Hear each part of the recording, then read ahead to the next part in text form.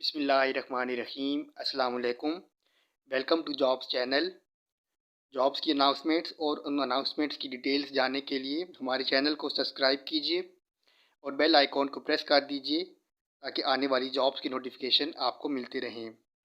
आइए चलते हैं मोबाइल की स्क्रीन पर। National college of arts Lahore में एम्प्लॉयमेंट अपॉर्चुनिटी है। ये कॉन्ट्रेक्चुअल पोजीशंस हैं। ये कॉन्ट्रैक्ट 3 ईयर्स के लिए होंगे और ये कॉन्ट्रैक्ट रिन्यूएबल हैं। फर्स्ट पोजीशन है कंट्रोलर ऑफ एग्जामिनेशंस के लिए। इसकी एक पोस्ट है और इसके लिए स्टेशन लाहौर है। सेकंड पोजीशन है ट्रेजरर के लिए। इसकी एक पोस्ट है और इसका स्टेशन भी लाहौर है। इन दोनों जॉब्स के लिए अप्लाई करने के लिए एड्रेस दिया गया है नीचे। Professor doctor Murtaza Jafri, vice chancellor, administrative office, national college of arts, 4 शराय कायद आज़म, लाहौर, पाकिस्तान। नीचे फ़ोन नंबर है